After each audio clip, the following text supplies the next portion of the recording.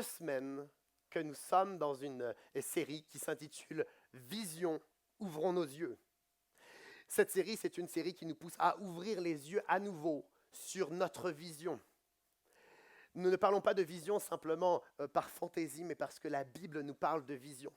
Il y a dans toute la Bible des hommes et des femmes de foi qui ont une vision et qui sont attachés à cette vision. Et c'est parce qu'ils s'y sont attachés qu'ils ont vu l'accomplissement de cette vision. On peut penser notamment à Joseph. Joseph avait une vision du plan parfait de Dieu, du plan souverain et infaillible de Dieu, de telle sorte que lorsque Joseph a été rejeté par sa famille, on a tenté de l'abandonner et de le tuer. Il a été vendu comme esclave, il a été injustement chassé de son maître, il a été mis en prison et oublié en prison. Il s'est attaché à la vision du plan parfait, du plan souverain de Dieu. Et il a vu Dieu l'élever et le faire devenir le premier ministre d'Égypte. Il s'est attaché à la vision du plan parfait de Dieu.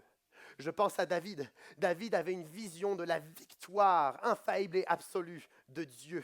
Mais lorsqu'un géant, Goliath, redoutable, surarmé, expérimenté, a commencé à menacer le peuple a fui, le peuple a eu peur, le peuple était terrorisé. Du simple soldat au roi Saül en personne, tout le monde a eu peur. Mais David s'est attaché à la vision d'une victoire infaillible et absolue de Dieu. Puisque personne ne s'est avancé, il s'est avancé par la foi et Dieu a écrasé l'adversaire parce que Dieu a toujours la victoire. Je pense à Jairus. Jairus avait une vision de la guérison de Jésus. Et lorsque sa fille est malade, il s'est approché de Jésus parce qu'il savait que Jésus était capable de guérir sa fille. Mais entre-temps, un messager apportant un message de mort apparaît. Sa fille est morte. Le désespoir, les larmes, les lamentations sont l'environnement de Jairus. Mais Jairus s'attache à la vision de guérison de Jésus. Et Jésus va accomplir cette vision puisqu'il va ressusciter sa fille. Nous voyons du début jusqu'à la fin de la Bible des hommes et des femmes de foi qui ont une vision d'un plan parfait, vision d'une victoire absolue, vision de la guérison. Et ils s'attachent à cette vision. Ils concentrent leur force, leur foi, leur argent, leurs ressources, leur temps pour voir s'accomplir cette vision. Et ils l'ont vu. Ils ont vu leur vision s'accomplir. Maintenant, qu'en est-il de nous? Notre Église est-elle visionnaire? Avons-nous une vision? Concentrons-nous toute notre force, notre temps, nos ressources, notre argent, nos compétences, notre foi, notre attention, dans le but de voir justement nos visions s'accomplir? Ouvrons-nous les yeux sur une vision ou avons-nous fermé nos yeux? Rêvons-nous encore? Avons-nous l'autorisation de rêver encore, d'avoir une ambition dans la foi, d'avoir une vision? Avons-nous l'autorisation de rêver? La semaine dernière, on a partagé une des raisons qui nous autorise à rêver, nous, l'Église du Mont-Gargan. Premièrement, c'est parce que Dieu est visionnaire. Dieu a un plan, il avance, il est visionnaire. Et puisque nous sommes son peuple, nous sommes censés être aussi visionnaires, aussi ambitieux que Dieu. Il y a 2 semaines, nous avons partagé une des raisons qui nous autorise à être rêveurs. C'est parce que actuellement, ça a été le cas dans d'autres années, mais actuellement, notre Église va bien. Et parce que nous reconnaissons que la main de Dieu est là, nous avons l'obligation d'être visionnaires. Mais ce matin, j'aimerais proposer une autre raison qui nous autorise à être visionnaires. Les autres.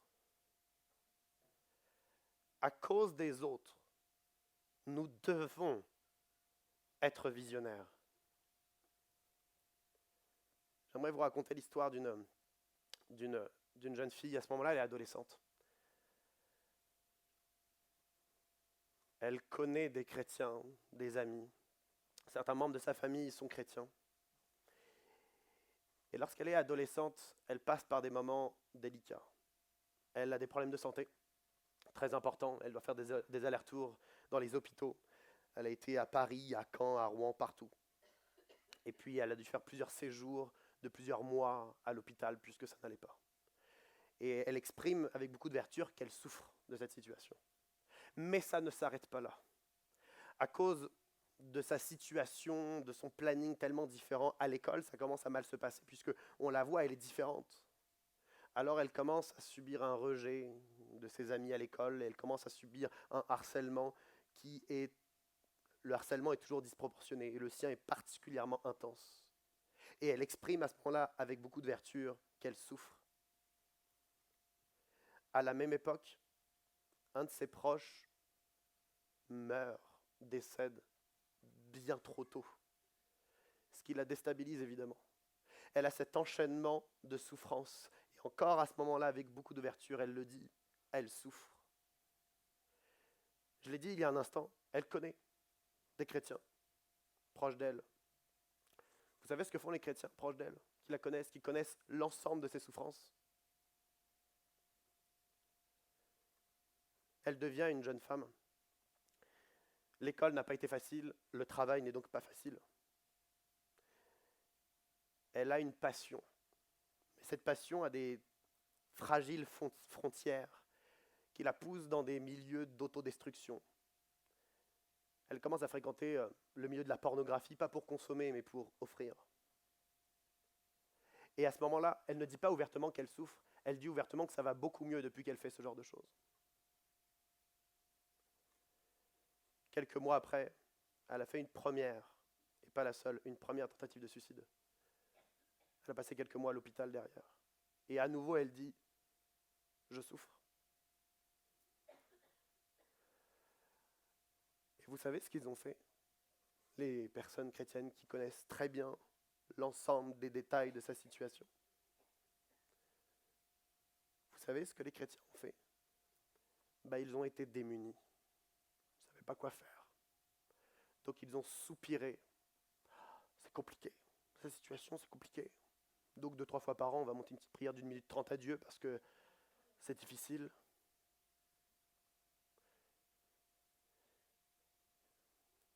Et puis cette fille, elle est là, dans sa souffrance. Et ça fait des années que moi, la connaissant, je me dis combien ma paresse, mon manque de consécration, mon incapacité à sortir de ma zone de confort, combien tout cela est tellement profond, intense, de telle sorte que ce genre de profil, on en rencontre.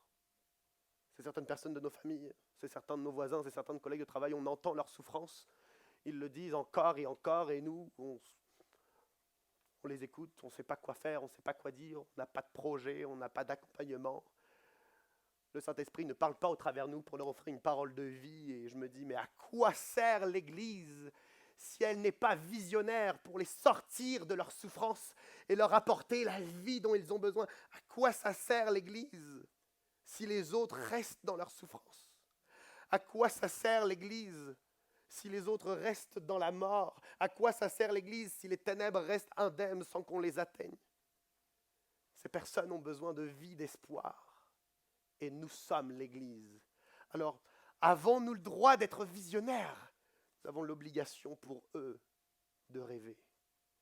De rêver qu'ils retrouvent l'espoir, de rêver qu'ils retrouvent la vie, de rêver qu'ils retrouvent la stabilité, la sécurité, l'épanouissement.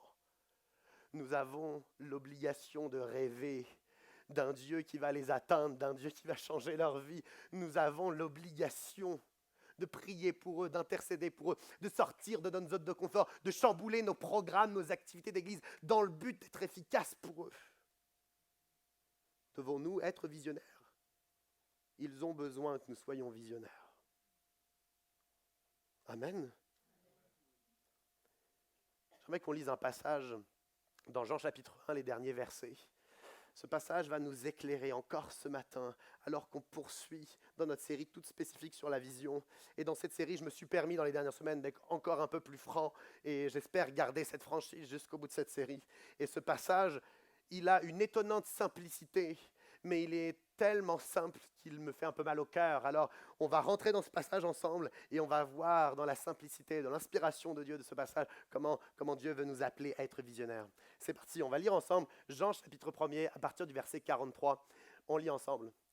Le lendemain, Jésus décida de se rendre en Galilée. Il rencontra Philippe et lui dit « Suis-moi ». Philippe était de Bethsaïda, la ville d'André et de Pierre. Philippe rencontra Nathanaël et lui dit « Nous avons trouvé celui que Moïse a décrit dans la loi et dont les prophètes ont parlé, Jésus de Nazareth, fils de Joseph. » Et on s'arrête là pour le moment. Nous voyons que Jésus rencontre Philippe. Jésus lui dit « Suis-moi ». Et comme on voit quelquefois dans l'Évangile, Philippe accepte immédiatement. Il accepte de suivre Jésus. Il devient disciple. Et quelques temps plus tard, il rencontre Nathanaël. Plus tard, on comprendra que c'est le lendemain. Donc, 24 heures plus tard, il rencontre Nathanaël. Et qu'est-ce qu'il lui dit? Nous avons trouvé Jésus. Nous avons trouvé Jésus. Je suis admiratif de la réactivité de Philippe. Il suit Jésus, il devient disciple, et dès le lendemain, il invite déjà quelqu'un d'autre à devenir disciple. Je suis admiratif de cette réactivité. Et j'ai envie de dire, es-tu sûr, Philippe, là? Es-tu vraiment prêt?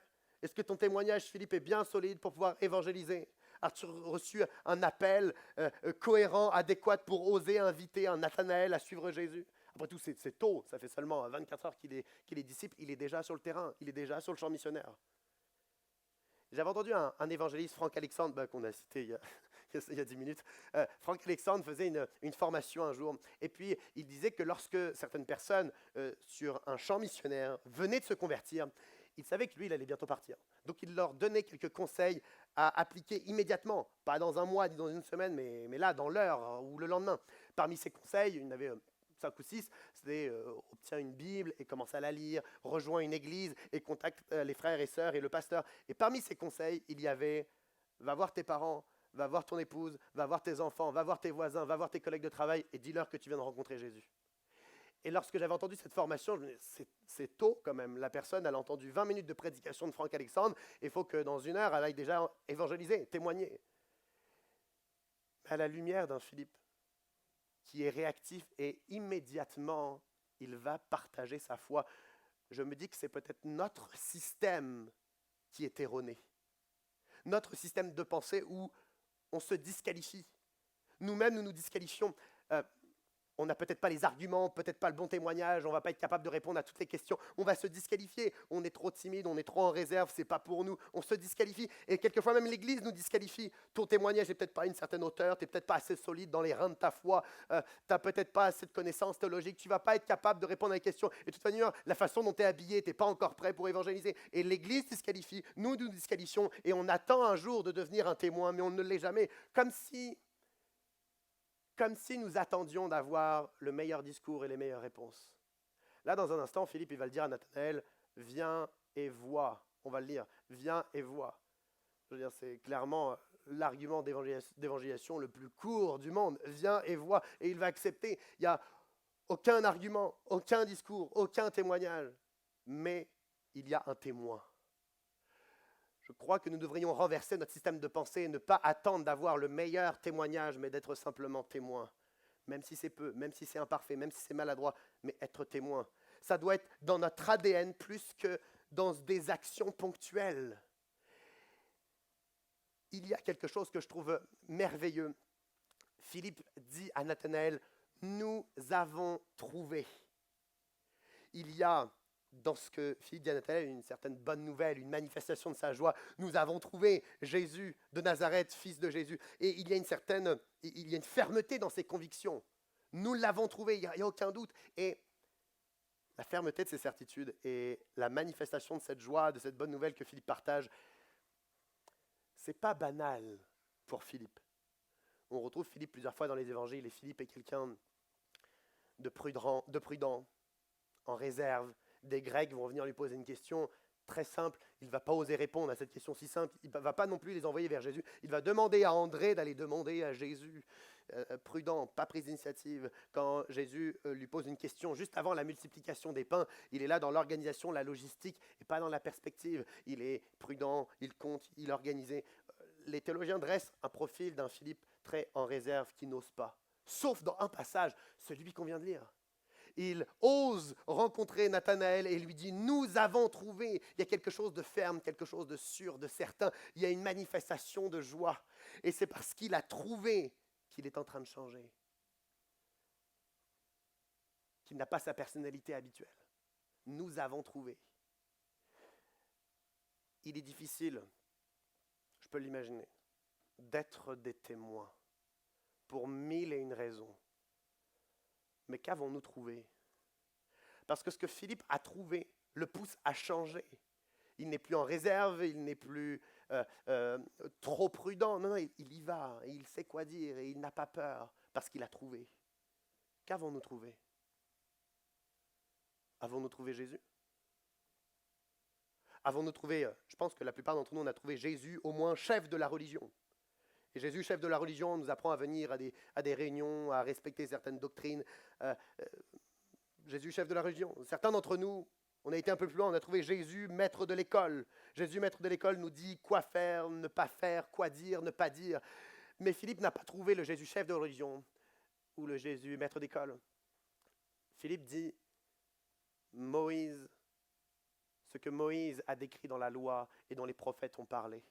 Ce que Moïse et les prophètes ont annoncé, c'est le Messie. Et le Messie, parmi toutes les formes de révélation qu'il a pu avoir dans les prophéties messianiques, il y a ce trait le plus important, c'est ce prêtre suprême, ce souverain sacrificateur, celui qui est capable de mettre fin à l'influence du péché et de changer les cœurs. Ainsi, lorsque Philippe dit « Nous avons trouvé le Jésus, le Messie », c'est celui qui change les cœurs. Il a trouvé celui qui change les cœurs. Il a donc son cœur qui a changé.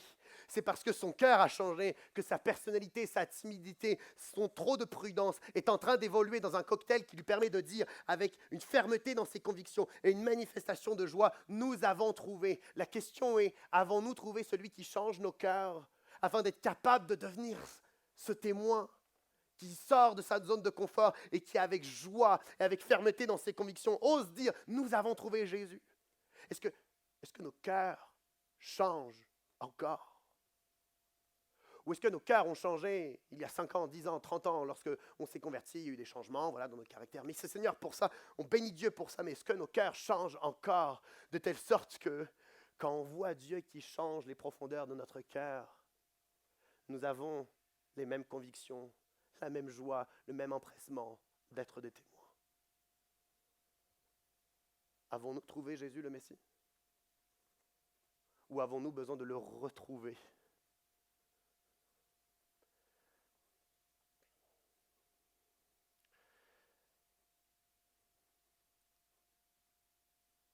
Il y a,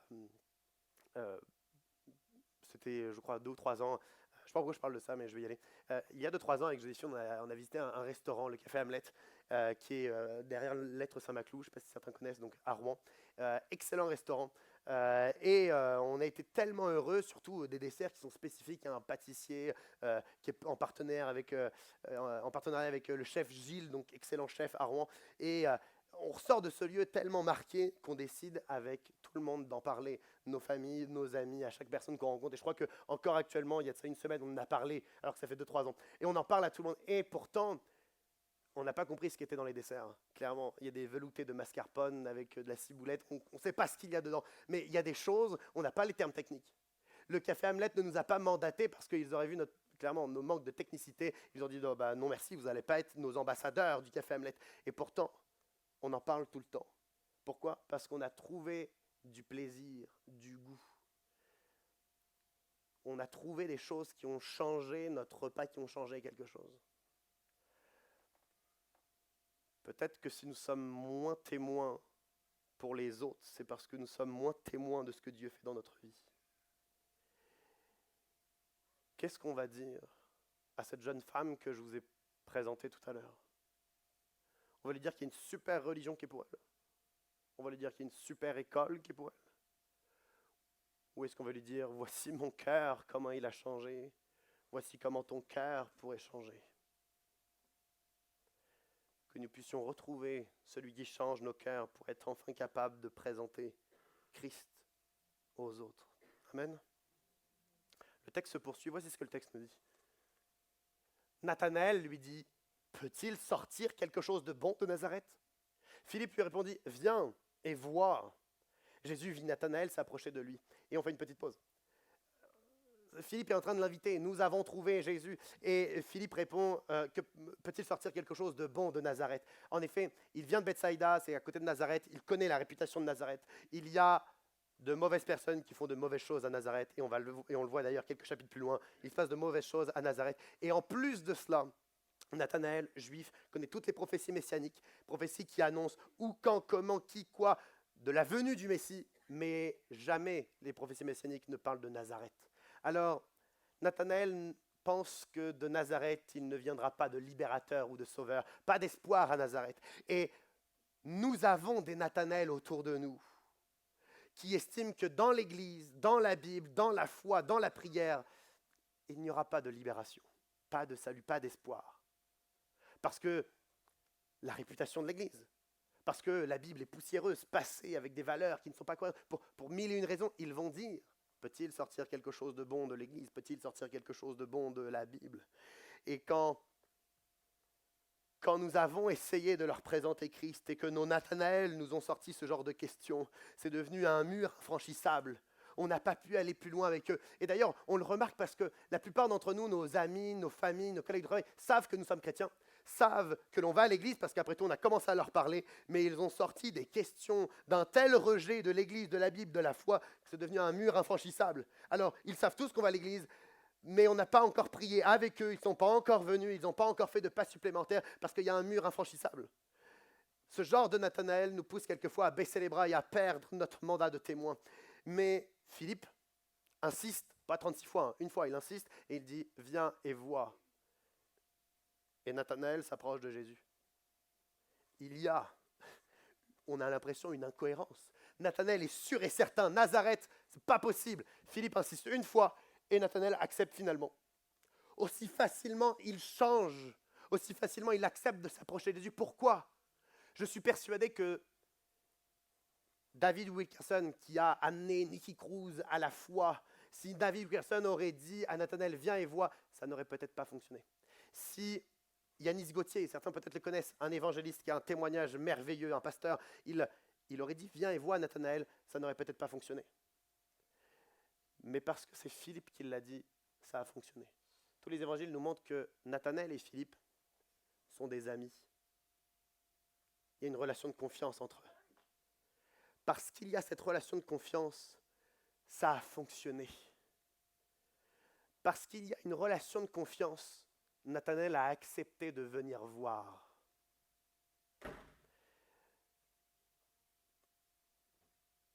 Et je pense à certains de mes meilleurs amis. Et je me dis que la meilleure des meilleures personnes pour lui présenter Christ ne sera jamais ni l'apôtre Paul, ni David Wilkerson, ni Yanis Gauthier, ni le meilleur évangéliste ici-bas, si ce n'est moi. Et c'est la même chose pour chacun d'entre nous. Les relations de confiance que nous avons sont les meilleures clés pour aller plus loin dans une présentation de Christ. Nathanaël a changé d'avis. Il a accepté de voir, il a accepté de venir. Et je crois que nous sommes les seules personnes capables d'amener les autres un peu plus loin. J'aimerais m'arrêter durant toute la série Vision. Je partage des notions clés. À la fois pour notre série Vision, ça jalonne notre série, mais même ça doit jalonner l'avenir de notre Église. Et j'aimerais partager une notion supplémentaire. On peut passer la prochaine diapo. Cette notion, c'est l'Église doit inclure dans sa vie sociale. Inclure. On doit inclure les autres. On a un bel exemple ici, où l'Église devrait d'abord passer du social au spirituel. Mais le social doit exister, les relations sociales doivent exister. J'aime quand nous voyons Jésus qui mange avec les autres. Jésus le maître, Jésus enseignant, mais Jésus mange aussi avec les autres. J'aime voir que lorsque Philippe parle de Moïse, de la loi, des prophètes, Nathanaël dit « Ah, Nazareth, non merci ». Mais quand sur la base de leur amitié, il insiste, là ça fonctionne. Je crois que nous devrions passer du social au spirituel et je veux légitimer par là, ouvertement pour nous tous, tout ce qui construit nos relations sociales entre nous et aussi notre façon d'accueillir les autres. Je suis très heureux lorsque les groupes d'hommes se rassemblent et qu'il y a une bouteille de cidre qui est ouverte, un paquet de chips, du pâté, du pain ou peut-être trop de pâté quelquefois pour le groupe d'hommes. Mais enfin bref, quand il y a ces moments de relations sociales où on peut construire, on ne se parle pas pendant 5 minutes, on se parle pendant 1 heure avec le groupe d'hommes. Mais c'est parce que nous avons ces moments d'interaction sociale, de lancer de haches comme au mois de janvier, qu'ensuite, à la fin du groupe d'hommes, on est capable de former des petits groupes. On est capable d'ouvrir nos cœurs sur des situations profondes qu'on n'a encore dites à personne. Et qu'on est capable de prier alors que certains n'ont ou jamais prié à haute voix ou depuis tellement d'années ils ne l'ont pas fait. C'est parce qu'il y a une relation de confiance qui s'est établie que nous sommes alors capables de vivre la vie spirituelle que l'on recherche. Ça n'aurait peut-être pas été pertinent de dire ce que je suis en train de dire il y a 20 ans, 40 ans ou 60 ans.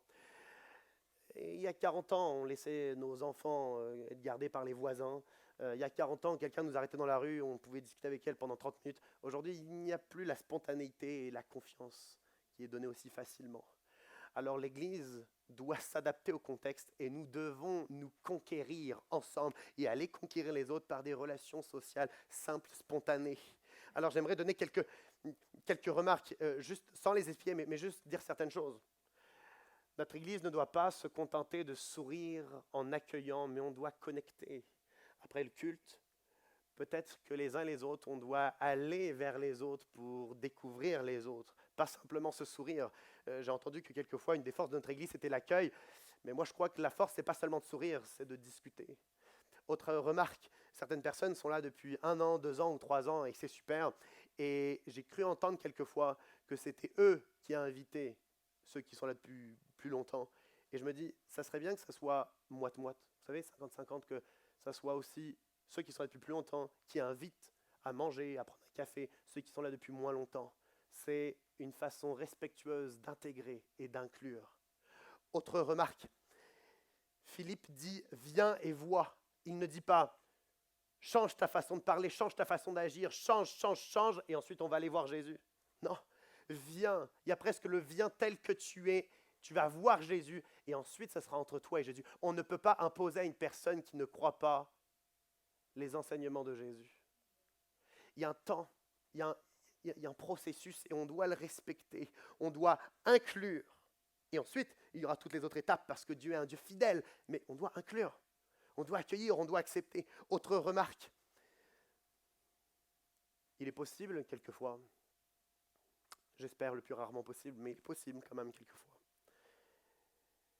que certains se permettent de donner des conseils un peu brutals, un peu durs, sur des attitudes à avoir, sur des choix à faire différents à d'autres. Tu devrais faire ci, tu devrais faire ça, tu n'aurais pas dû faire ci. Et avec une petite nuance de condamnation derrière, alors que eux-mêmes, leur cœur, ça fait 10 ans que ça n'a pas bougé. La Bible nous dit qu'on sera jugé de la façon dont on juge les autres. Et je crois qu'à nouveau, nous devrions être sûrs que si on offre un conseil à quelqu'un, il faut s'assurer que notre cœur batte à un rythme de transformation et de changement selon la fidélité de Dieu et notre sincérité avant de dire quoi que ce soit. Il est possible quelquefois qu'il y ait des jugements un peu précipités qui soient dits. Et en particulier envers certains plus jeunes dans la foi, ils découvrent la foi ou juste quelques années. Je me dis que eux, si on leur dit quelque chose, en plus on le sait, ils vont le faire parce qu'ils ont un amour très frais pour Dieu. Donc eux, ils vont changer. Mais quelquefois, les personnes qui donnent ce jugement, ils sont moins prêts à changer. Et je crois que la meilleure façon d'inclure, c'est de montrer d'abord que notre cœur change. Notre cœur. Pas forcément le cœur des autres, mais notre cœur change. Ça, c'était quelques remarques. On va passer la prochaine diapo. Je vois le temps qui court à vitesse grand V. Voici ce que le texte nous dit. Jésus vit Nathanaël s'approcher de lui et dit de lui, « Voici vraiment un Israélite en qui il n'y a pas de ruse. D'où me connais-tu » lui dit Nathanaël. Jésus lui dit, « Avant que Philippe t'appelle, quand tu étais sous le figuier, je t'ai vu. » Nathanaël répondit, « Maître, tu es le Fils de Dieu, tu es le roi d'Israël. » Jésus lui répondit, « Parce que je t'ai dit que je t'ai vu sous le figuier, tu crois. Tu verras de plus grandes choses que celles-ci. » Amen. Nathanaël s'approche de Jésus et Jésus lui dit, « Voici vraiment un Israélite en qui il n'y a pas de ruse. » En qui Jésus est en train de voir en Nathanaël. Jésus est en train de se révéler à Nathanaël comme étant celui qui regarde dans le cœur. Et Nathanaël ne comprend pas, « D'où me connais-tu » Mais Jésus insiste dans sa capacité à tout voir en disant, « Avant que Philippe ne t'appelle, je t'ai vu sous le figuier. » Jésus est en train de se révéler de façon toute spécifique à Nathanaël. Pourquoi ? Parce que Nathanaël est vraiment un Israélite. C'est-à-dire que ce n'est pas seulement ses parents qui sont Israélites, mais dans son cœur, il est Israélite. Dans sa sincérité, dans sa recherche de Dieu, dans son attention de ce que Dieu pourrait faire dans sa vie, il est vrai, il est authentique. Et c'est parce qu'il est vrai que Dieu peut se révéler. Et je crois, autant dans nos Nathanaël qui pourraient découvrir Christ, autant pour nous, il est nécessaire pour notre Église, tout spécifiquement, certainement les autres, mais notre Église tout spécifiquement et l'avenir de notre Église, que nous soyons vrais, sincères, authentiques, dans le but que Jésus se révèle. Deuxième notion clé, on peut passer à la prochaine diapo. Deuxième notion clé, l'Église doit impulser un progrès. Jésus veut nous amener à un progrès, nous offrir des ressources, nous corriger, nous amener à des changements. Mais pour qu'il le fasse, il faut que nous puissions capter ce qu'il a à nous dire. Il est nécessaire que nous puissions le voir. Dieu ne cesse de vouloir agir, mais voulons-nous accueillir ce qu'il veut nous donner? Et tout spécifiquement pour notre Église, j'ai quelques sujets de tristesse que j'aimerais partager. J'ai dit que sur cette série, je serais franc, alors je vais être franc. Quelquefois, au moment de la Sainte Seine, lorsque on est en plein milieu de la louange, je monte sur l'estrade et je vois certaines personnes avec leur téléphone. Tu sais, ils montent comme ça avec le pouce parce qu'ils sont en train de, pas de noter un passage biblique ou lire, non, c'est parce qu'ils sont en train de scroller sur Insta ou sur Facebook. Je me dis, c'est dommage parce que là, Dieu il s'apprêtait peut-être à faire quelque chose pour eux, mais ils sont occupés à autre chose. Je trouve ça dommage quand, à la fin d'un culte, où on vient d'avoir un temps tout particulier, le prédicateur a parlé de choses qui parlaient à nos cœurs, comme si le Saint-Esprit venait de s'adresser à nous précisément. Le culte est terminé depuis 2 minutes, on est au fond, et la première chose qui sort de notre bouche, c'est « Oh, donc il fait froid, il pleut encore cette semaine. Oh, ben dis donc, la pluie, le beau temps, machin. » Et on se met à parler de la météo, alors que Dieu vient de parler à notre âme. Et je me dis, mais est-ce qu'on vient vraiment de capter ce que Dieu a à nous dire, ou est-ce que ça nous est passé par-dessus? J'ai même dit à Joséphine, j'ai exagéré dans ce que je lui ai dit, mais je vous le partage quand même. J'ai dit à Joséphine il n'y a pas longtemps que ça m'énervait quelquefois le dimanche midi qu'on mange avec d'autres personnes. Il y a... La personne n'est pas là, donc je vais dire ça. La personne n'est pas de notre église, donc je vais dire ça. Un dimanche midi, on accueille du monde, on se dit bonjour, et 4 secondes après avoir dit bonjour, la personne dit « Oh, j'ai acheté une nouvelle voiture, tu veux regarder les options de la voiture, etc. » Et ça ne me dérange pas qu'on parle de voiture, ça ne me dérange pas qu'on parle d'options de voiture, mais nous, il y a 20 minutes, on venait de sortir d'un culte tout particulièrement fort, avec un appel à la prière, où nos cœurs ont résonné pour Dieu. Et je me suis dit, j'ai pas envie qu'on parle d'options de voiture. J'ai envie de capter ce que Dieu nous a donné. Il arrive trop souvent qu'on soit dans la louange, ou plutôt, l'Église est appelée à être dans la louange, mais nous, on n'y est pas. L'Église ouvre tous les mercredis la réunion de prière, mais on n'y est pas. Que Dieu nous appelle à venir le rencontrer, mais nous, on n'y est pas. On n'est pas attentif, on n'est pas vrai, on n'est pas sincère, et on manque toutes les opportunités qu'il pourrait nous donner. Il est nécessaire que l'Église impulse un progrès. Il est nécessaire que nous captions toutes les opportunités de Dieu. Et je veux dire une seconde chose, cette fois-ci à tous ceux qui sont responsables et à tous ceux qui servent. Toutes les fois où nous parlons, où nous agissons, où nous prions, où nous accueillons les ados, les enfants, toutes les fois où nous sommes en train de toucher les boutons de la sono, toutes les fois où nous sommes en train de servir l'Église, le Saint-Esprit dépose en nous le potentiel de transformer le cœur de ceux qui sont au bénéfice de notre service. Dieu est capable de changer les vies, de transformer. Dieu peut saisir de toute opportunité de celui et celle qui se met en tant que serviteur. Alors à tous ceux et toutes celles qui servent, peu importe le service dans l'Église, rappelons-nous le potentiel de l'action de Dieu, afin de se préparer en amont, d'anticiper dans la prière et dans les compétences nécessaires pour notre tâche. Formons-nous dans le but d'être meilleurs, préparons-nous et ayons une intention claire. On n'est pas là à toucher des boutons ou à chantonner, on n'est pas là simplement à passer un coup de balai, mais on est là pour voir les royaumes de Dieu venir un peu plus ici-bas. Et en le faisant avec cette intention, on est alors capable d'impulser un progrès, parce qu'il y a un esprit de conviction. On persuade les gens dans ce que l'on fait, parce qu'on est habité d'un dépôt de Dieu. Alors il est bon que l'Assemblée, nous puissions être sensibles à toute opportunité que Dieu souhaite nous offrir pour grandir, pour progresser. Mais il est bon que tout serviteur puisse être convaincant et intentionnel dans ce qu'il offre. Amen. Je vais appeler l'équipe de louange à venir. J'aimerais qu'on lise le dernier passage. On va le lire ensemble. Voici ce que le texte nous dit. Jésus ajouta, en vérité, je vous le dis, vous verrez désormais le ciel ouvert et les anges de Dieu monter et descendre au-dessus du Fils de l'homme.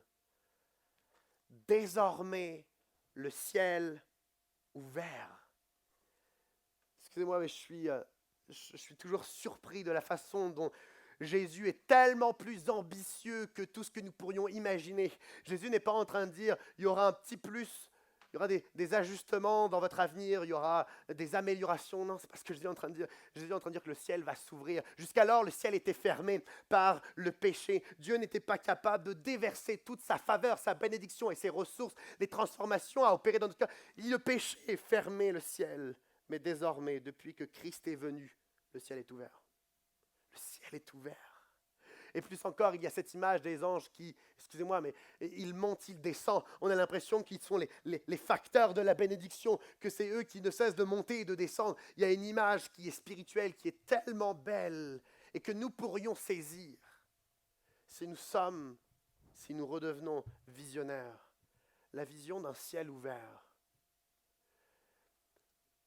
Ce que je veux, c'est cette jeune femme que je vous ai présentée au début, mon amie. Ce que je dois faire, c'est l'amener à ce Jésus qui a ouvert le ciel. Parce que celui qui a ouvert le ciel est capable de donner tout ce dont elle a besoin à cette jeune femme. Ce que je veux, c'est moi-même être au centre de ce ciel ouvert, afin de dire comme Philippe, j'ai trouvé, nous avons trouvé, afin d'avoir cette joie manifeste et cette fermeté dans mes convictions, de me replacer sous ce ciel ouvert. Désormais, le ciel est ouvert. Qu'allons-nous faire en tant qu'Église de cette nouvelle? Qu'allons-nous faire en tant qu'Église de cette vérité? Allons-nous saisir cette opportunité pour nous-mêmes nous placer sous ce ciel ouvert, pour concentrer toutes nos forces pour amener nos Nathanaël sous ce ciel ouvert?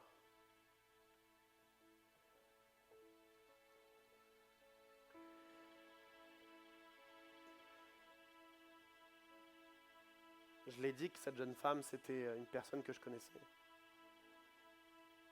Et je l'ai dit avec franchise. Toutes les fois où je ne suis pas sorti de ma zone de confort, toutes les fois où j'ai juste soupiré et apporté qu'une demi-prière pour elle, toutes les fois où j'ai été trop paresseux, toutes les fois où je n'ai pas été assez, où je n'ai pas été pour elle. Et je crois que si ensemble en Église, on décide de reconcentrer toutes nos forces dans la vision de Christ qui a ouvert le ciel pour nous les Philippe et pour nos Nathanaël, alors je dirais la même chose que la bouche de Jésus. Il y aura de plus grandes choses. Il y aura de plus grandes choses. Jésus dit, parce que j'ai dit que je t'ai vu sous le figuier, tu crois, il y aura de plus grandes choses. Nous avons tous des Nathanaël qui sont en souffrance professionnelle, des Nathanaël qui souffrent dans leur santé, des Nathanaël où leur situation est verrouillée, des Nathanaël qui sont dans les larmes depuis X années, des Nathanaël qui ont dressé un mur et qui ne veulent toujours pas s'approcher de Christ, des Nathanaël qui sont éloignés de nous, des Nathanaël qui sont en morceaux, en ruines. Mais nous avons un ciel ouvert. Mais nous avons un ciel ouvert. Alors j'ai envie de dire une seule chose. Nous devons retrouver Christ le Messie, qui nous impacte et nous impactera encore et encore dans une telle profondeur qu'il n'y aura que la manifestation d'une bonne nouvelle qui se dégagera de notre bouche pour amener les Nathanaël, les tirer sous ce ciel ouvert afin qu'ils retrouvent l'espoir et la vie dont ils ont besoin.